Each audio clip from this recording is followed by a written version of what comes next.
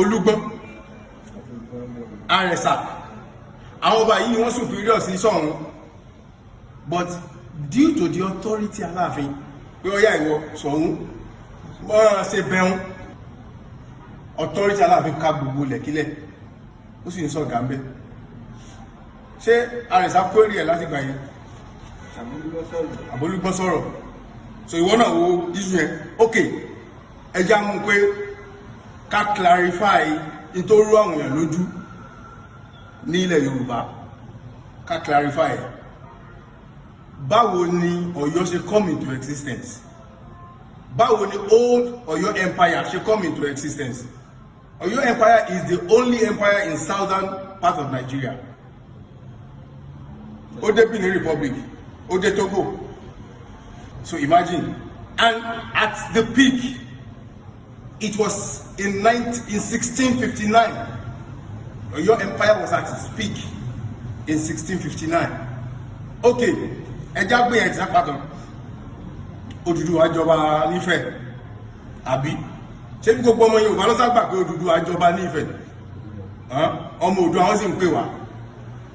Okay, ìgbà tí Odùduwà tí ó yan àrólé tí ó yan crown prince ṣebọ́ kan bí ọmọ rẹ̀ wà ń bẹ̀, àwọn grandson rẹ̀ tọ́tún dàgbà wọ́n wà ń bẹ̀, ó dẹ̀ mú Ọ̀rànmíyàn ó fi ṣe crown prince pé lè ní kó mọ rólé lẹ́yìn mi tí ń bá sí bẹ̀ mọ́. Odùduwà kúrò ń bẹ̀, Ọ̀rànmíyàn bọ́ bẹ̀. Ok, Odùduwà was a great king, was a great man. Ọ̀rànyàn wò pé bàbá mi olórí gbogbo wa wọ́n gírètì kọjá bó ṣe yẹ, bó lè mínú ó ṣe gbìyànjú tí màá tún fi kún lẹ́gẹ́sì yìí. Ọ̀rànyàn set out kó ní Ilé-Ifẹ̀, ó wá ń draw boundary lọ. Gbogbo bí tó gbà kọjá lónìí will be known today as the boundary of the Yoruba nation. If the Yorubas can stand up today and boastfully say that we are an integral part of Nigeria, it is thanks to Ọ̀rànmíyàn. Ó dẹ̀ lọ ó dé Ọ̀yọ́ Kàtúngà, ibẹ̀ yẹn ó draw boundary pẹ̀lú àwọn Núpé, ó dẹ̀ sọ pé ibi báyìí o Ọ̀yọ́ ìlànà pé ó mú gbogbo technology tó wà nífẹ̀ẹ́ ńgbà yẹn tí bàbá rẹ̀ mú wá, ó mú gbogbo technology yẹn ó incorporate ibẹ̀ prosper, economic prosperity wà níbẹ̀, àwọn foreigners wọ́n wá síbẹ̀, àwọn Núpé Ìgalà gbogbo wọn Haúsá wọ́n wá nájà níbẹ̀, ibẹ̀ prosper. Being a warrior, because he left Ife with his cavalry, wọ́n conquer ìlú lọ, wọ́n conquer ìlú.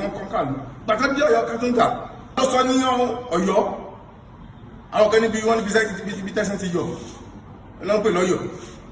Ok, Ọ̀rànmíyàn ló name ẹ̀ as Ọ̀yọ́, and ó dẹ̀ pé ibi oyè míì ní máa jẹ, Aláàfin ni màá máa jẹ, nítorí pé mo fi ààfin lé, mo tún ní ààfin bí èmi l'Aláàfin.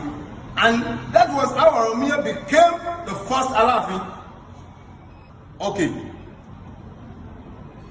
Ọọ̀ni olóhùn àti Aláàfin wọ́n jọ àwọn kan sọ pé wọ́n gbé wọn sẹ́gbẹ̀ ara wọn, wọn ò ṣe gbé sẹ́gbẹ̀ ara wọn, because Ọ̀rànyàn ó padà sífẹ̀. Nígbà padà sífẹ̀ kí ló ṣe ń bẹ̀, ṣe bàbá náà ló ń jẹ́ ń bẹ̀.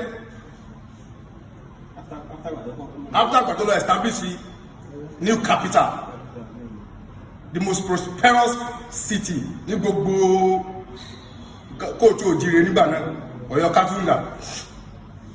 Ok, ó dẹ̀ padà lọ sí Ifẹ̀. Nígbà tó padà sí Ifẹ̀, ṣé ọba kọ́ ló jẹ?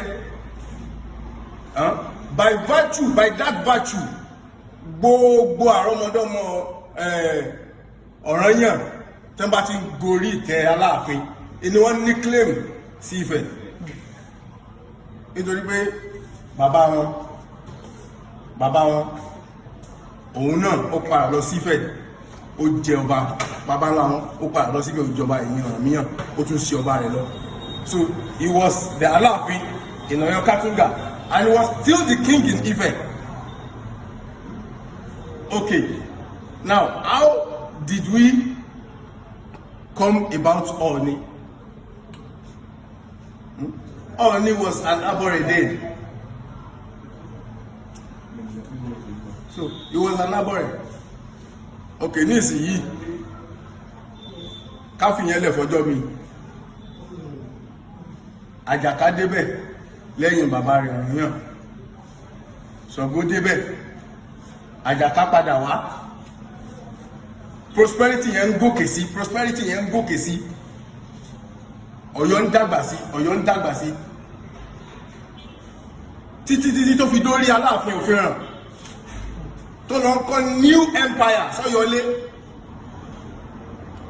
So Aláàfin Òfìràn kọ́ new empire sọ́yọ́lé, bẹ́ẹ̀ náà fẹ́ Bánjú sí, bẹ́ẹ̀ náà fẹ́lẹ̀ sí gbogbo bí tí àwọn Aláàfin látorí Ọ̀rànyàn tí wọ́n draw boundary dé lónìí, ibẹ̀ náà ni boundary Yorùbá land.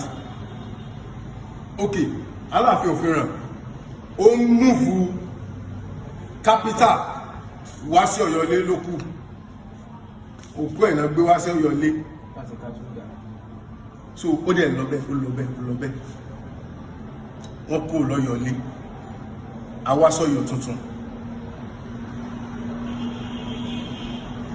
àti bá tọ́ba tẹ́lẹ̀ ó tẹ Ọ̀yọ́ tuntun níbi báyìí tá wà due to some reasons káṣẹ́fù yẹn fọjọ́ mi ibi táwọn ọkọ yẹn. Okay, Olúyọ̀lé Ìbà Olúyọ̀lé bó ló ṣe jẹ́? Ìbà Olúyọ̀lé ọmọ Ọ̀yọ́ ni, ọmọ ọba Aláàfin Adégolú ni, and due to the relationship tí Ìbà Olúyọ̀lé ní sí pẹ̀lú Aláàfin Àtìbà, Ìbàdàn gained autonomous power láti govern ara wọn. Má gbàgbé pa ti sọ pé Aláàfin náà ló fún sọ̀wọ́n oníbẹ̀wọ̀n. If Yoruba have an identity today,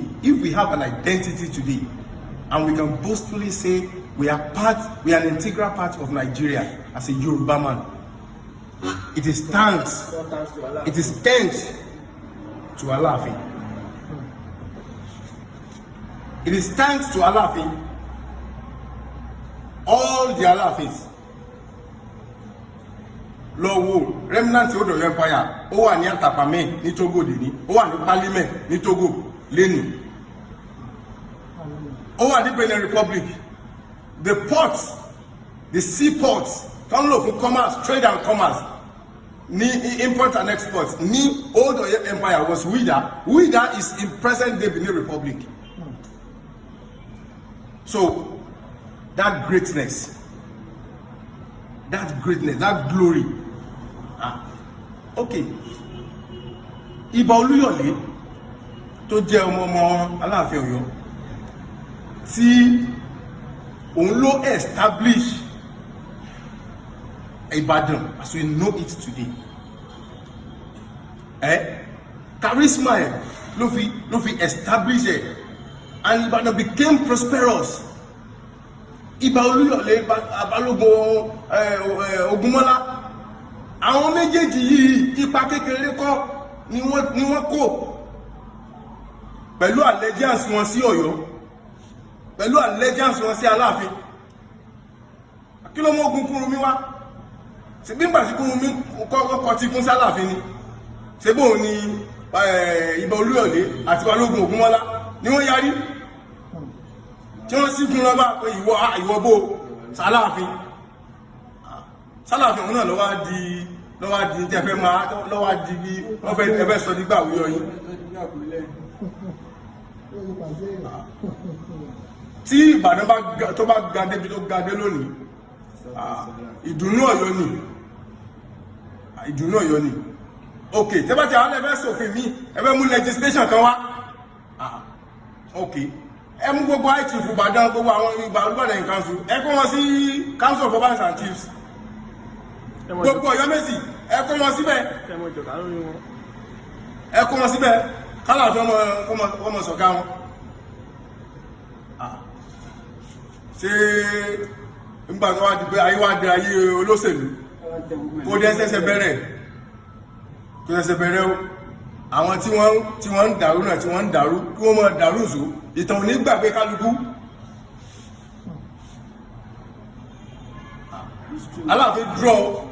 Aláàfin Ọ̀rànyàn ó draw boundary fún wa àwọn àrọ́mọdọ́mọ rẹ̀ kọ́ntínú rẹ̀ títí tó fi dá lórí Aláàfin òfin hàn tẹ́ lórí Aláàfin oníṣìlẹ̀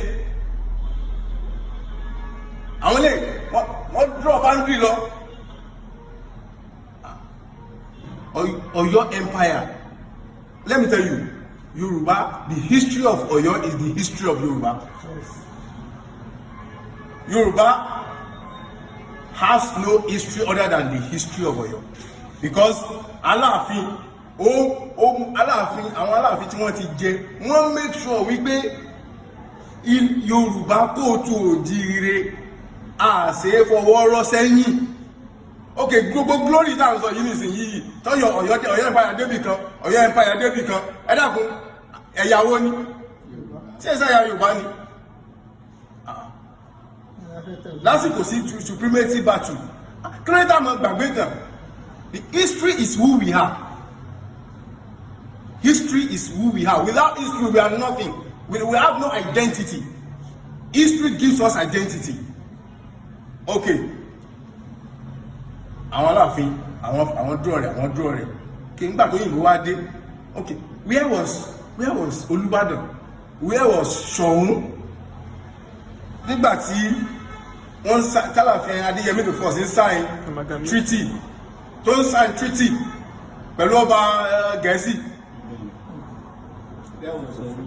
Ìbò ni Ọọ̀ni wà, ìbò ni Ṣọ̀ún wà, ìbò ni Olúbàdàn wà nígbà Tálàfin Ládìgbòlú ń sign treaty amalgamation of Northern and Southern Protectorate of Nigeria in 1914 ní Zungeru, present day Niger State. Ìmọ̀ làwọn wọ̀nyí wà. Kí ni recognition táwọn òyìnbó fáwọn wọ̀nyí? Ǹjẹ́ wọ́n ti wà in existence? So àwọn olóṣèlú kan wọ́n á ń torí pé ẹ̀ ń kórìíra Ọ̀yọ́, ẹ̀ ń kórìíra ìlú tó fún yín ní identity yín lónìí. Any western region wo ṣé kìí ṣe western region táwọn Aláàfin draw boundary ẹ̀ ni any western region.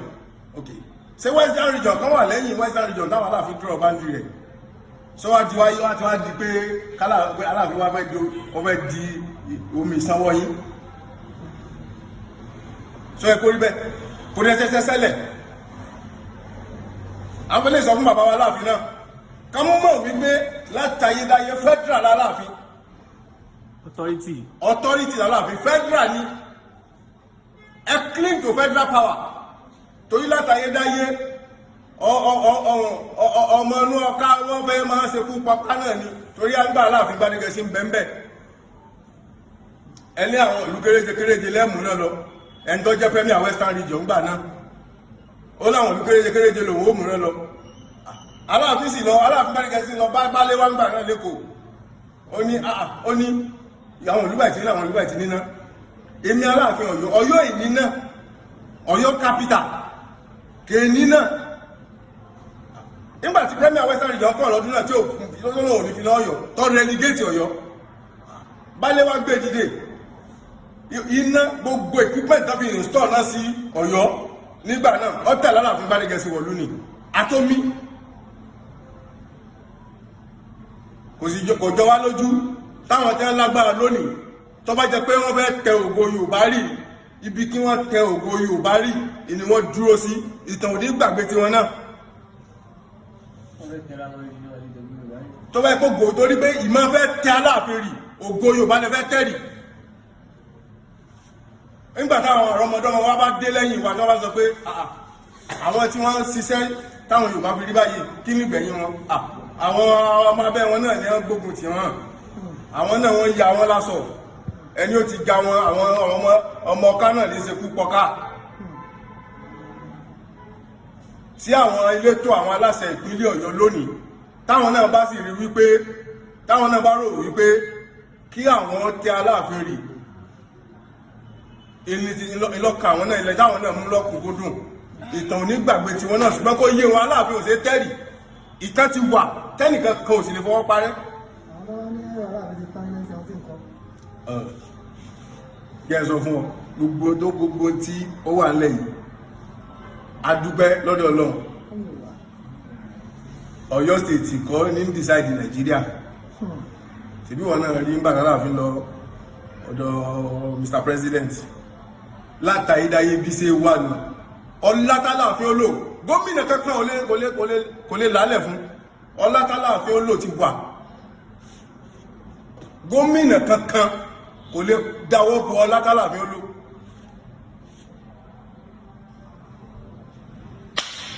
àwọn kan dìde wọ́n láwọn mọ́gàjí kan nìbàdàn àwọn kan mọ́gàjí lógúnmọ̀ṣọ́ ìbòlẹ̀ wà 1976 tẹ́ kó ń bálẹ̀ tẹ́ di ọba sọ̀hún tí wọ́n ti gbàgbé ìtàn ni. And you people claim to be a custodian of our history, of our culture and tradition. What culture? What history? What tradition? Would you be able to stand to your children and tell them that you are a true custodian of history, culture and tradition? All of you.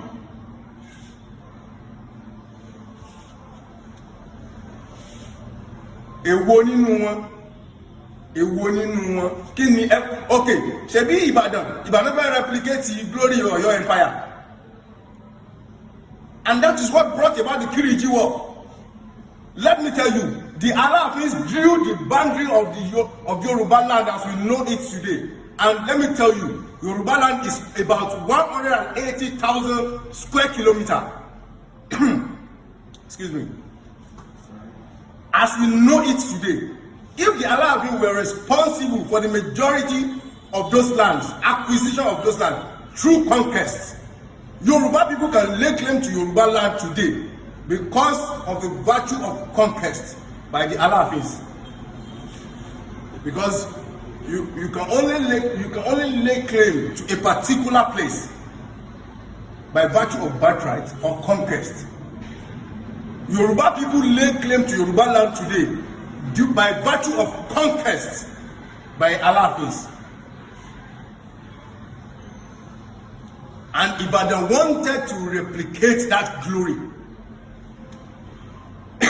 And that was what brought about the Kiriji War. And were they successful? Divine power, they have in the empire. Divine power, tọ́lọ́run fún àwọn Aláàfin, kò fún àwọn míì. Ìkiriji War. Ìgbàjọ ló ti stop. Ìgbàjọ. I'm killing square kilometer of Ìgbàjọ. Ìbàdàn tó Ìgbàjọ. Àti gbogbo àwọn tí wọ́n support Ìbàdàn side ní Kiriji War. It wasn't up to 10,000 square kilometers. And look at Oyo, the Yoruba nation. About 180,000 square kilometers. And ojú ò tí là báyìí o tó ti achieve feat yẹn. Kò sáàríyànjiyàn kankan láàrin pé ta ló jura wọn nínú Aláàfin àtẹni ọba, any ọba for that matter nílẹ̀ Yorùbá. By virtue of birthright, by virtue of conquest, Aláàfin reigns supreme above all other in Yoruba land. Tálàfin bá dé Ifẹ̀ lónìí, òun lọ bá bẹ̀. By virtue of birthright. Tálàfin bá dé Kétu lónìí, tó bá dé Pálímẹ̀ lónìí, tó bá dé Ọ̀yọ́lé lónìí, by virtue of conquest lónìí. So kí lá ló dé táwọn dojú tàbólẹ̀ nítorí ìkórìíra wo látijọ́ tí àwọn candidate governorship candidate ń wá nìbàdàn látijọ́ tí ń wá nìbàdàn ǹjẹ́ ẹ bá gbọ́ kọ́mọ Ọ̀yọ́ kan takò wọn.